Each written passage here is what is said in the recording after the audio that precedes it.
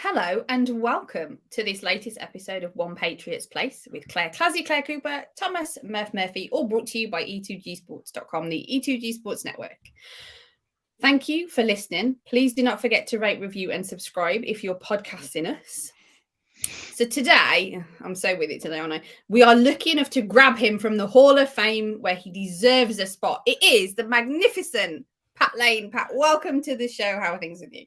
Thanks for having me. Appreciate it. Hall is one of my favorite spots. We love it down there. My dad works there. My sister worked there before my dad worked there, and so we have a little in there, which is nice. That's cool. But yeah, Monday they had the trophies and the rings out there, and it was sick. It was really cool. So it's a good take, We want to thank you, Pat, for taking time out on your winter break. It's really special that you could be with the family doing all this stuff. Now, yesterday you were posting some pictures at a pool.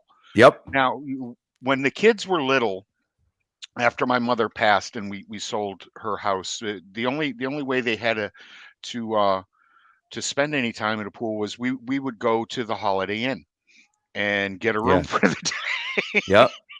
And let them go swimming during the winter. Is that what you guys did? Pretty much, yeah. We're lucky that Nicole's aunt has a pool, which is cool. So we can go over there pretty much whenever we want, which is great during the summer. But in the winter, we go down. Yeah. It's a 4 points down the Cape.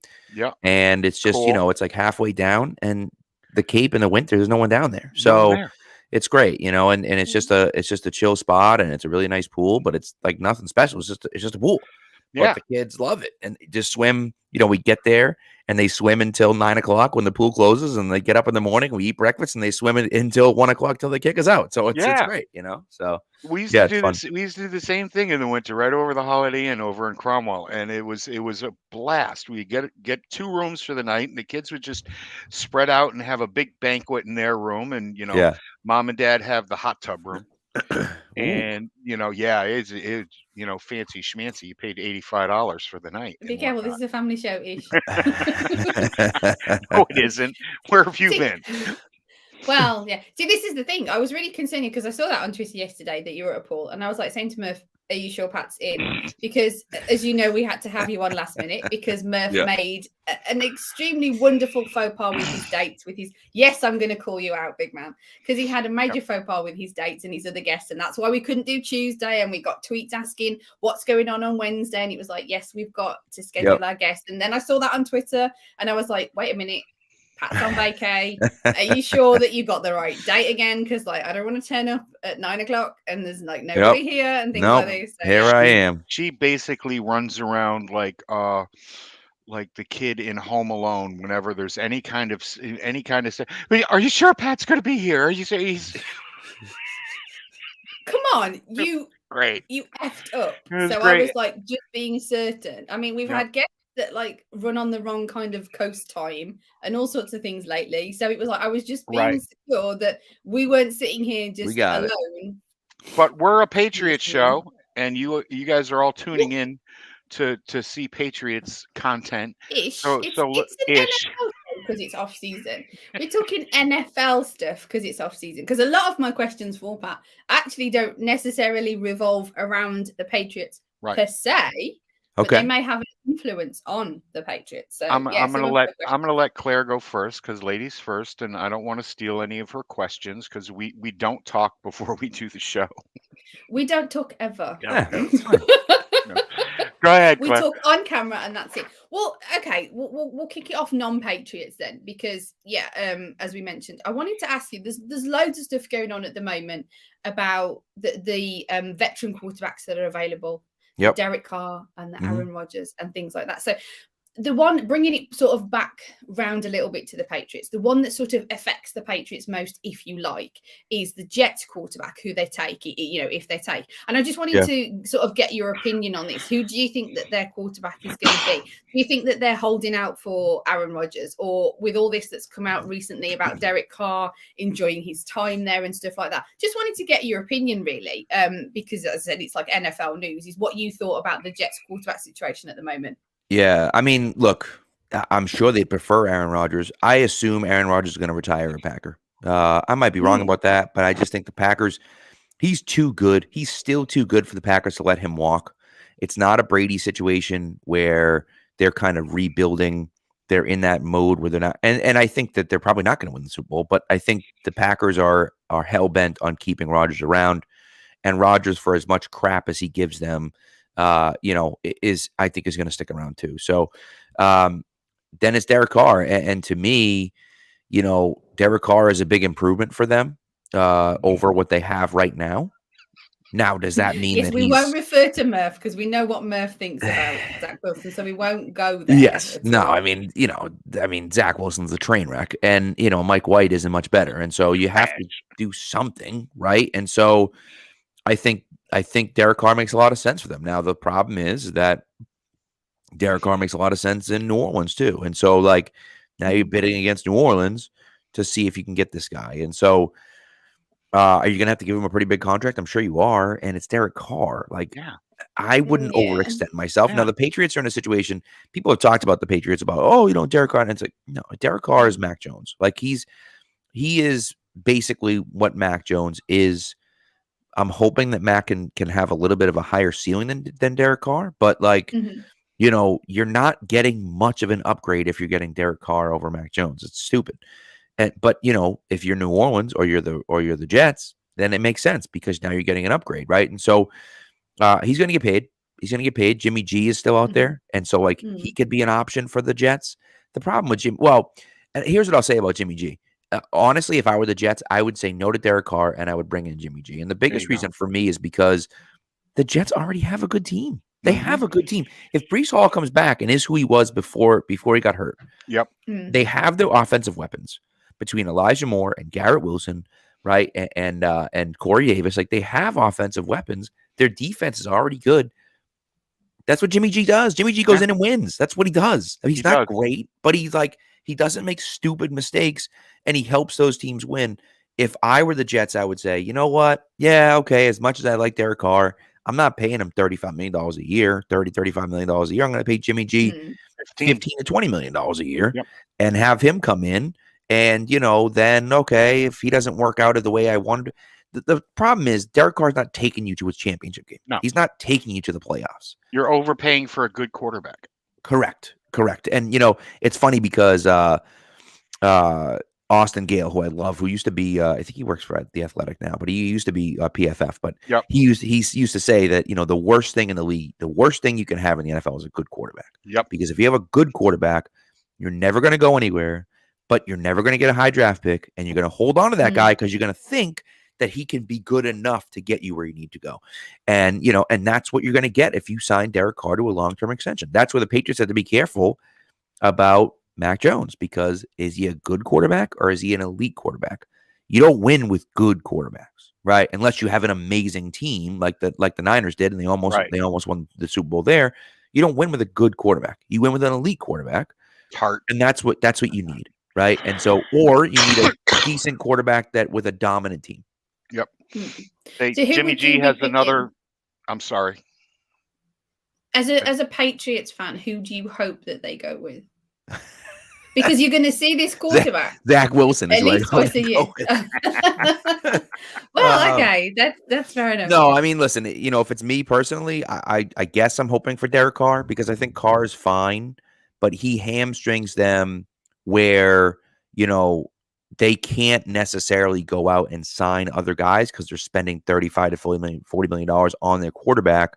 And they have a lot of young guys on that defense and that offense. And now you're going to be asking them to sign those guys. And we're a few years away from that, right? We're a few years away from Sauce Gardner and Garrett Wilson, who just won Offensive and Defense Rookie of the Year. Yeah. But, we're not so far off from some of the other pieces on their defense. And so it's like, now are they going to be hamstrung because they're paying the quarterback? So that's the stuff for me that I look at and say, all right, if we can get, if they can spend big money on their quarterback that I think is just fine and not great, I think that's the best path for the Jets to kind of stay in the basement. Before I have one more kind of NFL non-Patriots question, but before I get to that, I just want to throw this in. Chris says that Aaron Rodgers is too good for the Jets. Okay. And Lee asks, does it make a difference that the Jets play the Raiders once and the Pats twice, or is that irrelevant? And he said, because Jimmy has intel. Yeah, I mean, he has some intel for sure, but like the offense has also changed Does a little he? bit. I don't know. Well, he hasn't been here for a long time now. He left in Exactly. 2017, and This is not it. just that, but Bill O'Brien's now the offensive coordinator, who was a different Mm. offensive coordinator than when he was here. I would say, if anything, he'd have more intel on the Raiders than he would on the Patriots. At this Yeah, of point, course. you know what I mean? At Mm. this point, moving Mm. forward. So Mm. I just think, I mean, look, yeah, he's got some intel, but I think if you're hiring Jimmy G because he knows the inner workings of the Patriots, you're doing something wrong, Right. So Yes, I agree with that one. I have one final kind of non-Patriots NFL question for you, because this popped up when I was listening to a podcast and somebody mentioned Philip Rivers. They were talking about the Colts coaching hire, that kind of thing, and it kind of made me yeah. think, oh, I miss Phil Rivers in the NFL. I really do. And that just made me wonder, Why? because I do. Why? So So non-Patriots, is there anyone that you miss in the league, maybe retired in the last handful of years to make them relevant, that's a non-Patriot that you could say you miss seeing, or you miss watching, or you miss kind of just having that sort of viewpoint of that individual? Good question. I don't know. I mean, the first name that came to my mind was Peyton Manning, just because him and Brady, Okay. had some epic battles, and it was a little bit different towards the end. It is funny about Manning though, when you go back and forth about Manning. When Brady played Manning, the home team always won the playoff games. They never won a road playoff game against each other, which is kind of interesting when you look at it that way. And of course, the Patriots had the home games for the majority of the beginning of that rivalry, and then Manning, I guess, had the road home games at the end of that rivalry. So it is kind of interesting to just kind of see how that goes. But I'm trying to think, like, some of the guys, like, man, I'm going like way back now. If I say it was someone like Troy Polamalu, or like someone like that, or Ed Reed or something, like, I loved watching those defensive guys. Like, yeah, those guys were awesome. Like, just to watch those defensive guys flying around was great. I'm trying to think of, there's not really anyone. What about you, Murph? I don't know. Pat's thinking. What about you? Bart Scott. I miss beating Bart Scott. F Bart Scott, man. Yep. I miss sticking Bart Scott's Johnson. See, that's all in legitimate. The dirt. Someone that you kind of miss beating. That's fair enough. I hate Bart Scott with every freaking fiber. And he's just as bad now on ESPN. It's like, well, one of the reasons. The only thing I tune into ESPN for is games. I don't watch any content on ESPN anymore. There's other ways. Than you hate Zach Wilson. Sorry. But we are a Patriots show. Yes, so more than he hates 100% more than he hates Zach Wilson. By the way, Zach Wilson stinks. Yeah, he loves Zach Wilson. Zach Wilson just stinks. Pat was there on. I was with Pat on a Zoomy thing. Yeah. For on the draft, and I am the only person that cheered when the Jets took Zach Wilson, because I knew he was trash. I knew it.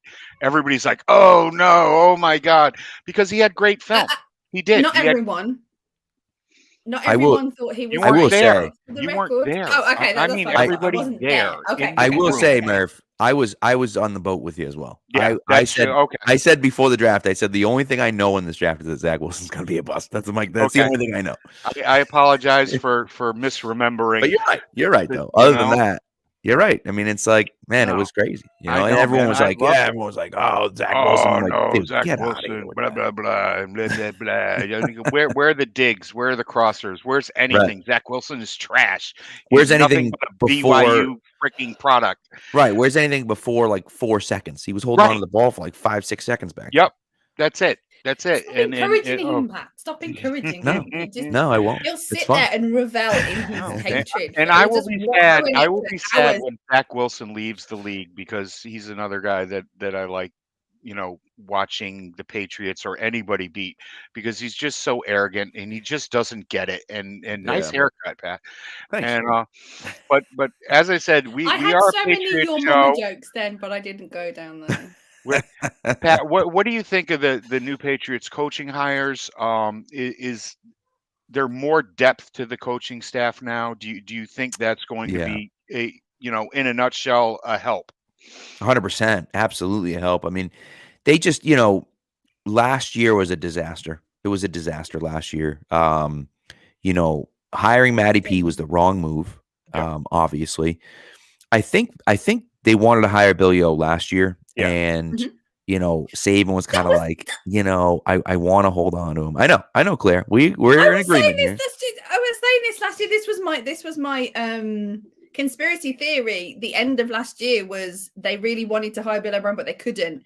And Matty P was the only guy that Bill trusted to say to him, it's not really going to be you. You're just going to sit on the eggs and keep them warm, kind of thing. It was a bad move because it risked Mac Jones. But yes, that was my conspiracy theory.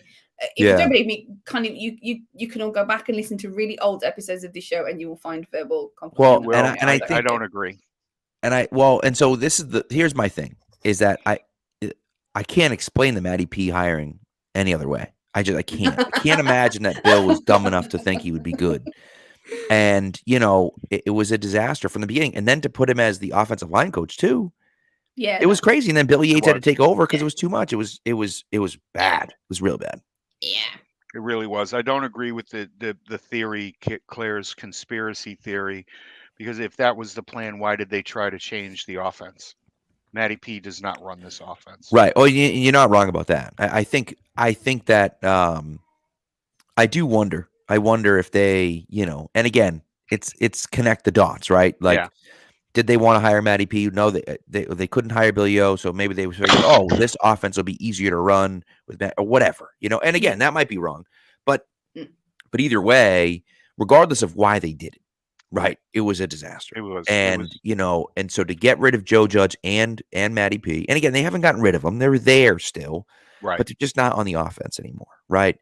Now you have a real offensive coordinator and a real quarterbacks coach and a real offensive line coach. And those things are going to be huge for the Patriots. And I think Billy Yates can stay there as the assistant offensive line coach. I think he's fine, assistant offensive line coach. He's not an offensive line coach yet, right? And he wasn't an offensive line coach this year.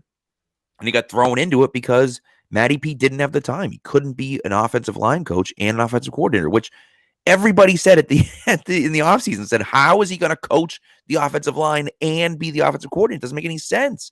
He's going to spend all his time with the quarterback and none of his time with the offensive lineman. And that's exactly what happened. You know, and so Belichick, I think people on the outside are questioning whether Belichick still has it or not. I think it was all ego, which is unfortunate, but I think it was all ego for him to think, I can coach my way through this. It's going to be easy. Like, we can figure this out. And it wasn't, right? It wasn't. And I think similar to the way that he has run the draft the last few years, he needs to kind of coach the same way. And so it used to be what Bill said goes. No, you know, nobody, it doesn't matter. I mean, you talk to people in the organization, like we can give him a recommendation, but he's making the final decision, right? Like, it doesn't really matter what anyone else says. That's changed in the last few years where he said, hey, look, guys, let's make this more of a collaborative effort. Let's do this together. We'll make the decisions together. We'll go from there, right? So he needs to do the same thing with coaching. He needs to say, look, I'm gonna ease off a little bit. I'm gonna let you run the offense. I'm gonna let you run the defense, and I'm gonna worry about the big picture, because here's the other part of it that we don't talk about. While Bill was busy coaching with the offense, the team was screwing up. The team was making non-Patriots-like mistakes. They were the sixth most penalized team in the NFL last year. They had a ton of turnovers. They had, you know, the play that shall not be named in Vegas. Like, that stuff doesn't happen to the Patriots. That doesn't happen to the Patriots, and it happened last year. And I think in part because Bill was focused on too many things, and he was spread so thin that his message wasn't getting out there, that everything has to be perfect. And honestly, that's a team that, what sucks about this team so much last year is that they're such a good team. And people are like, oh, they suck. And they were like, they should have won 11 games last year. You know, like they really should have won. They were in at least 3, if not 4 more games than they won. So, like, you're looking at an 11-win team, and maybe they don't go far in the playoffs. I don't know. But, like, as crappy as that team played all year long, they probably should have won 11 games. And so it's like, when you look at it and just say, like, yeah, they were that close to doing that, but they made stupid mistakes. They fumble on the goal line against Cincinnati, or they fumble in the red zone against Cincinnati and lose that game. They have the play against Vegas. They had like, and there's like 3 or 4 more instances in Miami, right? So there's like, and you're like, what the hell, Buffalo punt returns, the 2 punt returns at Buffalo. The 2 kick returns against Buffalo, and you're just like, sorry, man, kick like, return, sorry. no, right. But but it's like, what those things don't happen. Right. Minnesota, same thing. You give up the kick return in Minnesota, and you're like, we're right there, and you blow those games, So it's like, it's 4 games. It's 4 games that you didn't have to, wrap your logic. It didn't have to be pretzel logic for the Patriots to come out on top in those games. And everybody always says, well, yeah, there are 4 or 5 of those games, but there are 4 or 5 games that you should have lost anyway that you ended up winning. Well, that wasn't really the case last year. You could point to single plays or 2 plays in those games that we just talked about that if it didn't happen, the Patriots win the ball game. Right. And that's it. But let's stick with. Don't get me started on the what's a catch with Hunter Henry, because we haven't got time to go there. No, we haven't got time really to the NFL still doesn't know. They still don't know. No, they don't. I am done. Tweeting out, oh, that's a catch. Or no, that's not. I'm done, because they change it every single. Oh, good. I can unmute you now. They figured that they could change the catch rule during the Super Bowl, so why not in every other game? Yeah. Just makes the year. The hardest part is that there's no consistency. Like that's the hardest part is that you have no idea. Like at least if it were consistent, you'd be like, oh yeah, I know it. No, you have no idea. Yeah. None. The hardest part is they did it to a tight end, and that's very, very bad. Yeah, you can't mess with Claire's tight ends with it. You don't mess with Claire's tight ends. That's gotta be your fantasy football name, by the way. Claire's tight ends. Come on now. When I dabble, I might have to write that one down. When I do dabble into the whole world of fantasy football, because I'm on the precipice, I must admit. People keep trying to push me. Could also be your OnlyFans page too, but we won't talk about that. Oh God. That'd get some subscribers. I'm telling you right now. That'd get some subscribers. So now we know that is a butt map.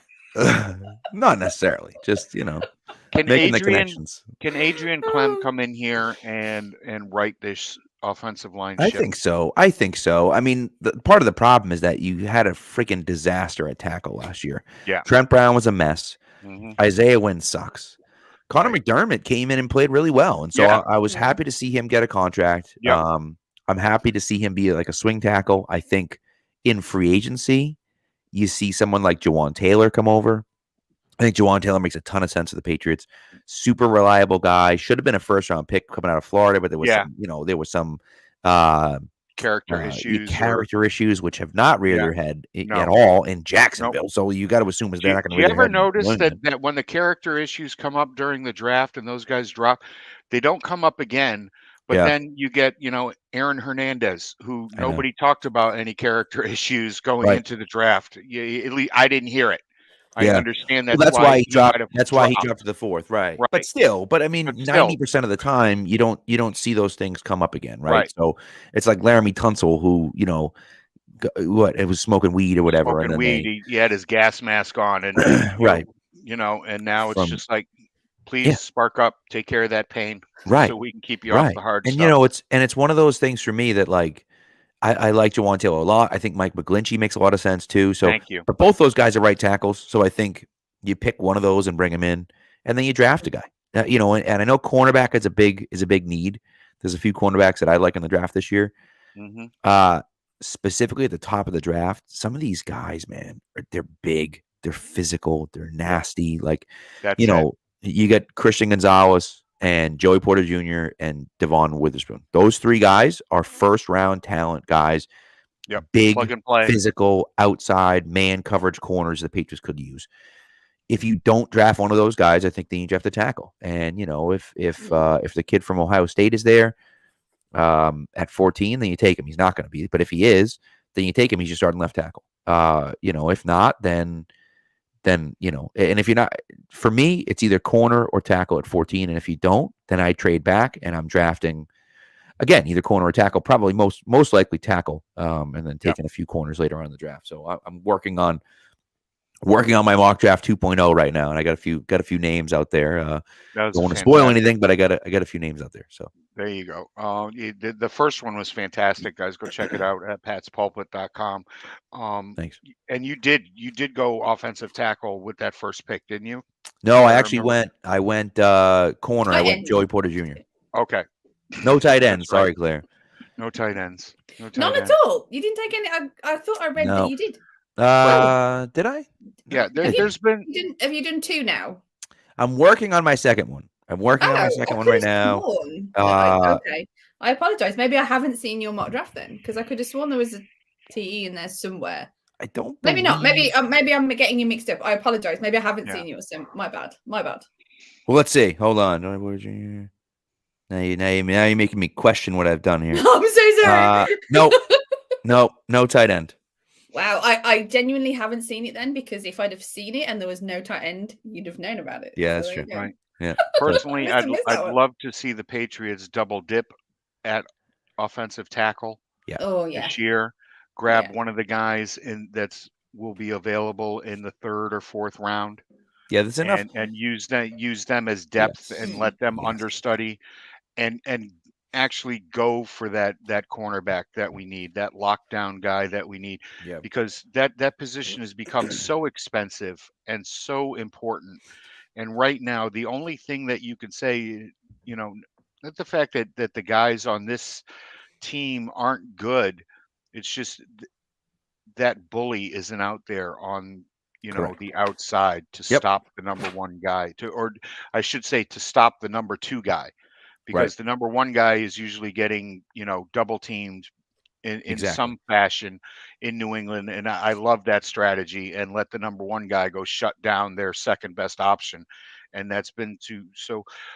Pat, who do you think is the best cornerback? I don't want to get too deep into the draft because Claire gets mad at me because the combine hasn't happened yet.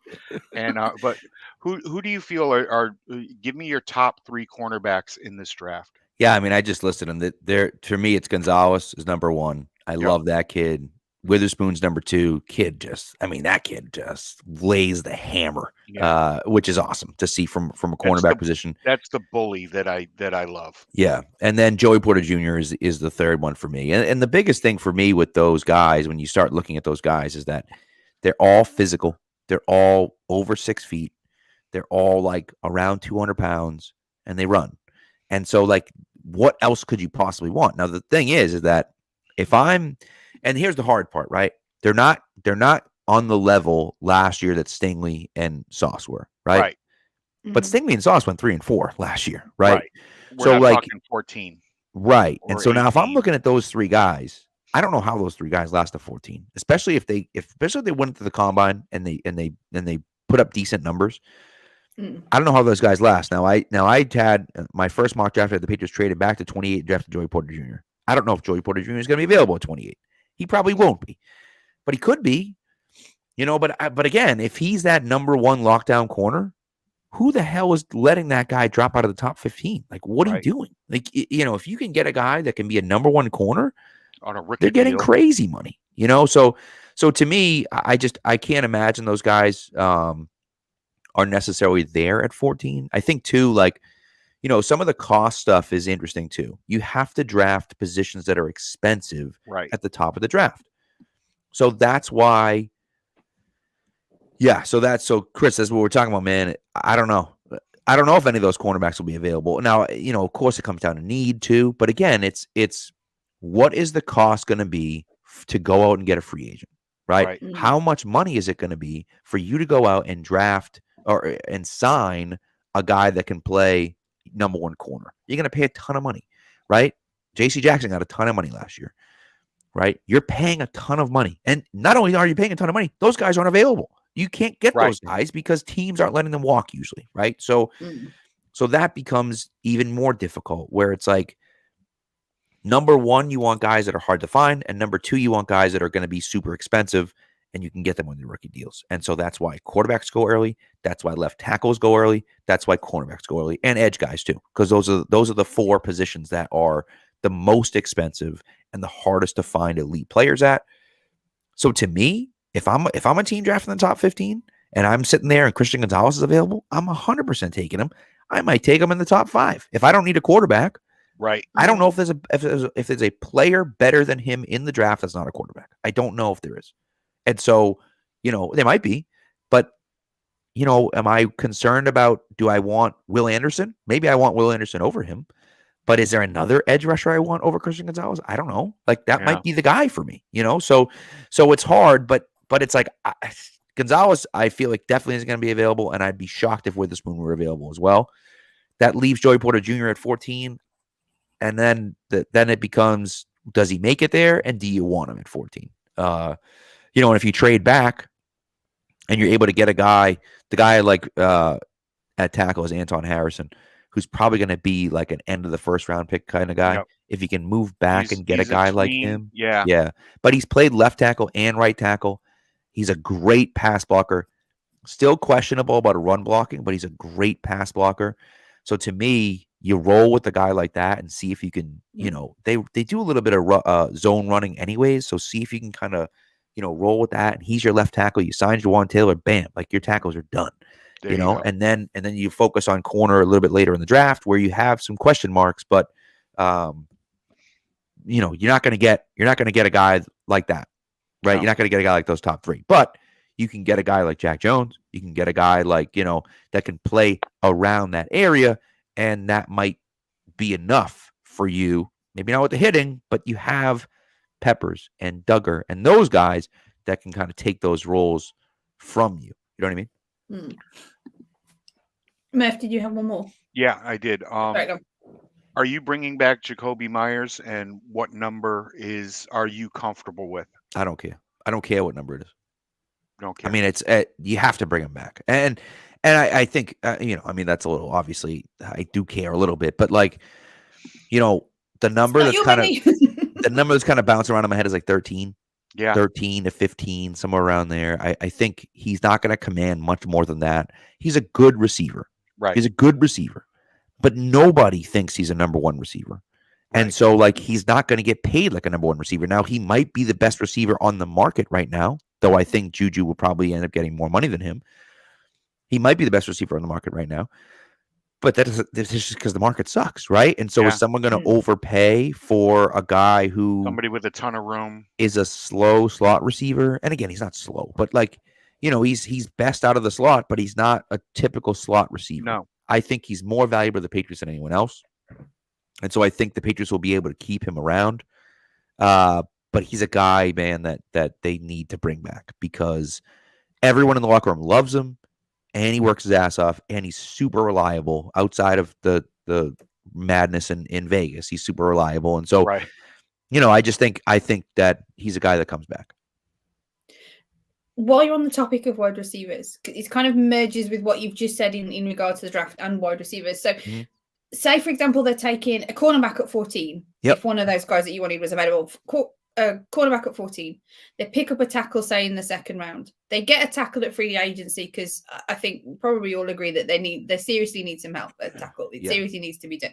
Actually, what do they do in regards to wide receiver? What would be the plan, do you think, if we've taken at least the first two draft picks off the board with cornerback and tackle, we've spent some money in free agency when it comes to tackle, what do you think could be the plan for wide receiver? It's a good question. I mean, maybe you hope Tank Dell, Nathaniel Dell drops a little bit from Houston. He's probably going to go in the second round. Yep. But he might not. It also could be a situation where you trade back in the first round and pick up an extra second rounder, and then maybe draft him in the second round with your second round pick, right, or something like that. So, I just think you need one of those guys. What they're missing right now. What they're missing is a Zay Flowers type player, and Zay Flowers is awesome, but you're probably going to take Zay Flowers at 14 if you want Zay Flowers. But they're missing a guy like that is quick, explosive, can make like quick moves and get open quickly across the middle. They had that with Edelman. They had it with Troy Brown. They had it with Danny Amendola. They had it with Wes Welker. Those are their prototypical slot players. They don't have that guy. I love Jacoby Myers. He's not that guy. He's not. Right. So they don't have that player anymore. And that player is so important in this offense that I think they're going to get one of those guys this year. Now, whether it's in the draft or whether it's in free agency or not, I think that that's their biggest need. Look, I mean, my first draft, I had them trading for T. Higgins. I'd love a guy like T. Higgins, but then you're Stop. moving. Then you're moving on from Devontae Parker because Yep. he's basically Devontae Parker, but better and more Healthy. reliable, right? Yeah. Like and younger, healthy and younger, right? And I Healthy think and better younger. too. But Yeah. but so you don't need a guy like that anymore.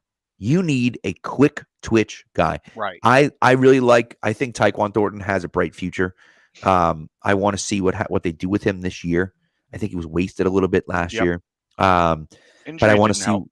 Yeah, I want to see what they do with him. So, we'll If they see. could turn him into that guy, then it'd be He's real not, good though. value for money. He's not that He's guy. an X. He's Yeah.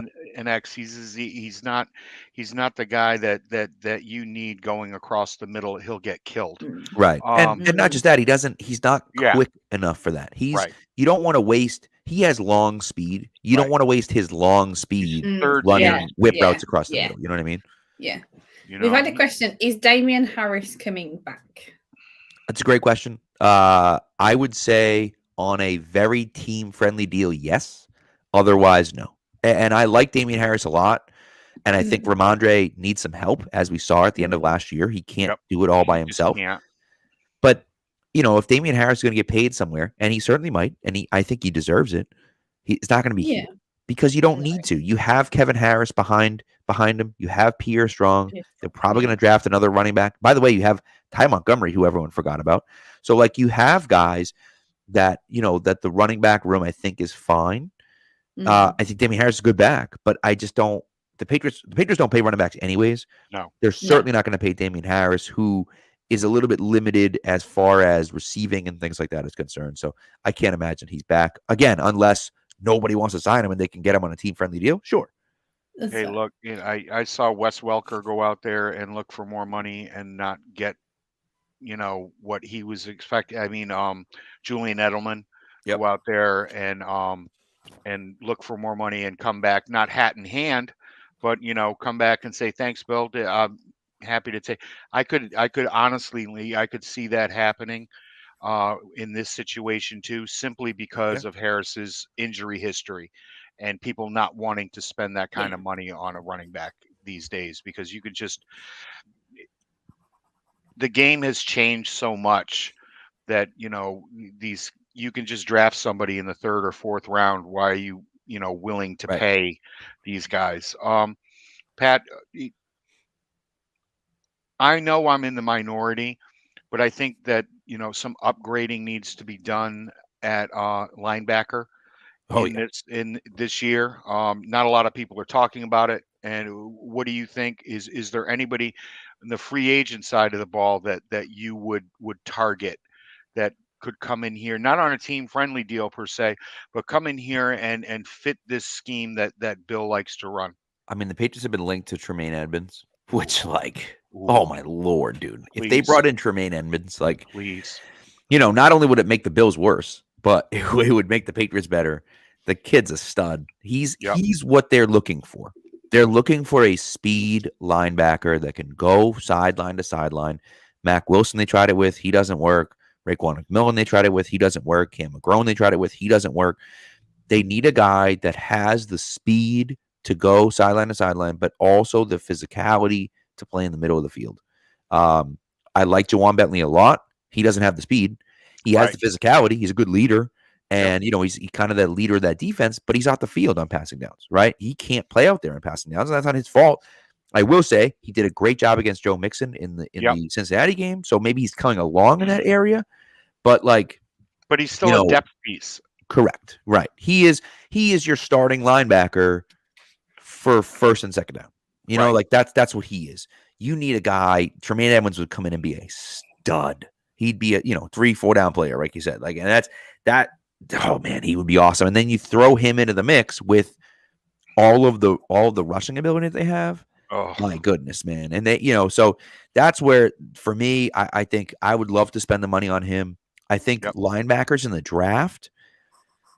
Mo Diabate is a guy from Utah that is probably going to be a later round pick, but is has some of that speed that they like. He's a Devin Lloyd. It's funny, Devin Lloyd went last year in the first round, and Diabate transferred to Utah after Devin Lloyd left and played the Devin Lloyd role this year.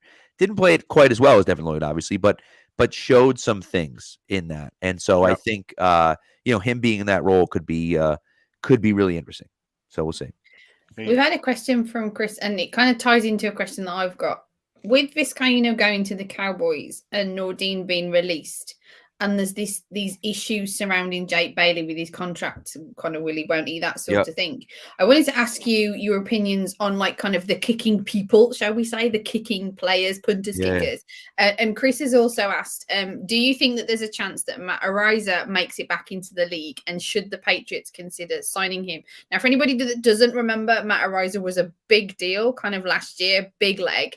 But he got released after he got drafted by Buffalo for some allegations against him. Now, I'm kind of assuming that nothing sort of came of it, or he was found not guilty if he's looking to make it back into the NFL this season, because I've seen sort of reports about that. So, yeah, what's your sort of thoughts on the kicking peoples of the Patriots, and also in regards to Ariza? Right. So you have to bring people in. I think Nick Folk maybe has a year left, maybe. But I would love for them to draft Jake Moody. I think he's the guy to have this year from Michigan. We'll see if they do that or not. But I'd love for them to do that. I'd say go out there and get a punter. Now, Ariza is an interesting situation. The charges got dropped, but like the charges get dropped. I mean, that doesn't necessarily mean he was innocent. And I don't know if Robert Kraft has very steadfastly against anything like that. I remember, way back in the day when Parcells was here and they drafted Christian Peter. Oh God. And Christian Peter had a few allegations at Nebraska, and he was like, this guy's not playing for us. And they cut him. Kraft had a fit, and Mrs. so Kraft had a coronary. Right. And so I don't know if Ariza maybe comes back here. I think he signed with the USFL. I think it was.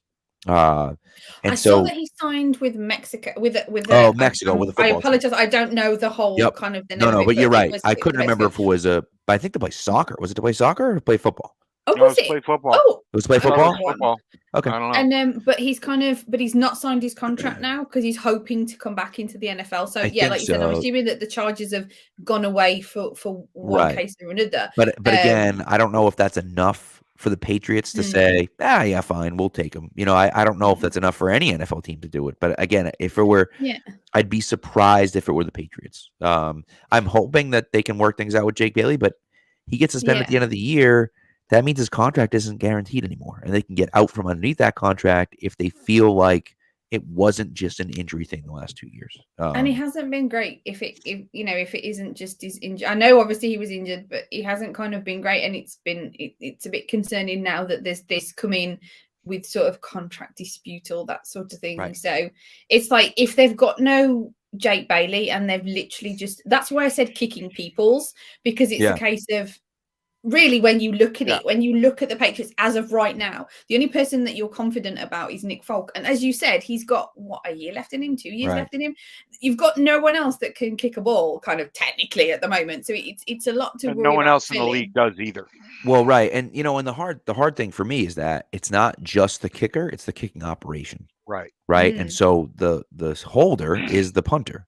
If you're rotating punters in and out, now your kicking game is thrown off because your holder isn't consistent, and then so like that's part of it as well. Your long snapper is due for free agency. I'm sorry to cut you off there. He'll be back. Joe Cardona is coming up for free agency. So Joe's not going anywhere. No special teams left. What are you doing? No. Joe Cardona's not going anywhere. Joe Cardona's going to retire and win the Patriots. Right. He is. He's got one chance at a jacket, and it's here. And nobody's going to. There's no Lonnie Paxton deal coming for Joe Cardona. You know what I mean? God, so it's like, good Paul. Oh God, there's no Lonnie Paxton deal here. Pat, how thrilled were you, or not thrilled were you with Matthew Slater's return? Loved it. The funniest thing.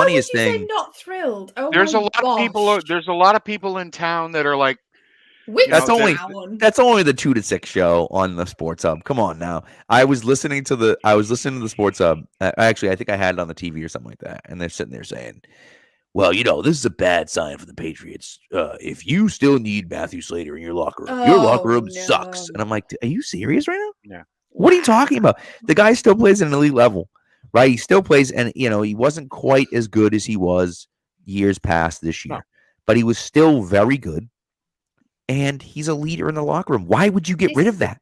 But why would you get rid of that? I know, but one point that was made is, over the last 2 years, this special teams unit has been trash. Yep. But but that's under the coaching, not under. 100%. That's 100% on coaching for me. And the hard thing is that Acord is still there, but I have to imagine that Bill O'Brien is going to be the guy when it's all said and not Bill O'Brien.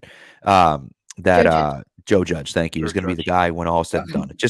It just makes sense. Like, it's just like, why would you don't mess around with it? Cam Acord clearly hasn't been good enough. The special teams has been bad, 100%. But it all comes back to communication and coaching.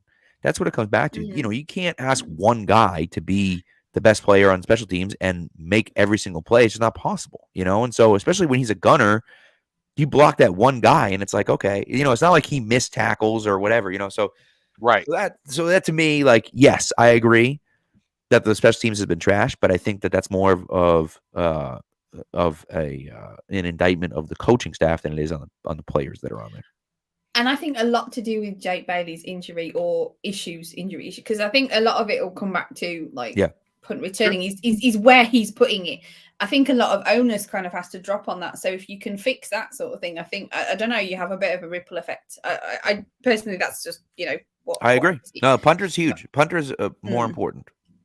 Chris has put, with Slater back in the building, Pat, what do you think D-Mac will do? I'll tell you what, man. I'd love to have D-Mac back. He just plays well, and I think so. I'm not going to spoil anything because of my mock draft. I have them taking. Here's what I'll say. I have them taking Devin McCourty's successor, but that guy played cornerback exclusively in college and not safety. So to get a guy like that who's going to try to make that transition from cornerback to safety again, to have McCourty in the locker room with him would be invaluable, right? And again, McCourty's another one of those leaders in the locker room, like super important to the team, quarterback of the defense. I'd love to have him back. Now, is he as good as he was in the past? Not necessarily, but he's still good. It's not like he's a liability back there, right? So, I'd love to see McCourty back. I don't know if he's going to come back. He made a comment at the beginning of the offseason about, if Tom came back to New England, he'd 100% come back to New England. And then he came on Twitter the next day and was like, so my wife didn't love that comment. And he's really, it's really up in the air for him right now. But he's I think, considering retirement really strongly. And I can't blame him.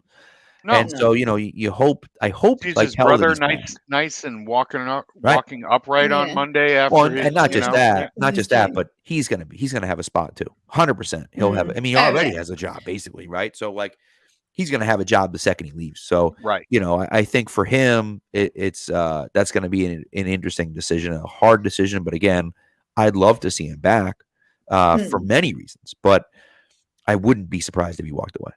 Great tease. Lee says he doesn't have to be as fast when he knows where to be. Well, and that's it, 100%. It's a good reading. It's good. And I've got to say, if anyone's going to charm anyone's wife to get a guy to come back, it's going to be Matthew Slater. I mean, that's got to charm D-Mac's wife. Well, I think that helps. Completely. I think it helps. Having Slater back, I think it helps. So yeah, it really does. And it's a nice tease on your next mock, because now I'm running through cornerbacks in my head who could play safety here. Yep. And so I could take it. It's not the safety from Alabama. It's not the safety. Right. I know. Now you're running down the list. What the hell is Pat doing to me here? Pat's going to screw with you even more because he's going to take a tight end at 14, Murph, just to screw with you completely. It's not happening, Claire. I'm sorry. Can't you do just to screw with him? Because that'd be amazing. That'd really make my day. I know. Yeah, it's not going to happen. Nobody from Georgia is going to be playing in New England this year. Okay, we need to put something on this. If it happens, if the Patriots' first pick in the draft is the tight end, something needs to happen. If the Patriots' first pick in the draft is a tight end, we should all come back and do this show naked, because it's never going to happen. It's just not going to happen. Because I do not want to will for the one thing and against the other thing. Not at all. No way. Oh God! Cameras off though. Can't Cameras believe- off. Yeah. We're just like It'll you know just what be an audio. Yeah, we're not wearing pants. Business at the top, play at the bottom. No, really. Pat, when can we expect to see this this 2.0 draft? Is it that you've teased us with so deeply here? I'm working on it right now. The plan is to get it out before the combine, because once the combine comes out, then it's like guys jump up and jump down the draft order. So I want to try to get it out before the combine, which starts the 28th. Started working on it last night, and so I would hope, I would say at the latest. Last time, Bernd made the decision to push it a little bit until like the Monday or something like that, instead of having coming on Friday. Yep. And so, I would think maybe Monday. I would say Monday at the latest. Fantastic Bernd Bushmaster for everybody out there. Go follow him on Twitter. Awesome. Oh yeah, it's just amazing. Yeah. What Bernd does from 5,000 miles away just kills me. It's just amazing. I want something better than this. Chris has put if the Patriots draft a tight end at 14, I'll do it. Murph has to wear I love Zach Wilson. I have it made up. Zach Wilson for Hall of Fame. Murph has to wear a tight endage t-shirt. Oh God. Murph, if the Patriots take a tight end in their first pick of the draft, whether they move down or whatever, Murph, you can agree to anything. They're not taking a tight end. You are ordering. I'll wear that a mini skirt and whatever else you want to send me. No.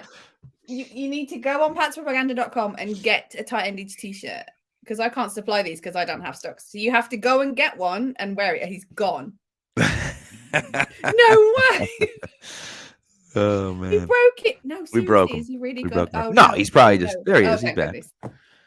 I just had traffic going through. There you go. Okay. We thought that you'd like traffic quit. going That's through. It. You quit the show. I don't get to have the man cave. I have to work here in the living room. I know. And share my space with people. Yep. But no, I think you should wear that. I like Titans and I cannot lie. Actually. Okay. I like it. I will. That one. I promise you. You need to go into Pat's Propaganda. I won't even ask you to send me a free one, which you should have done anyway. I can't. I'll go and I'll pay for from me. You don't. Okay.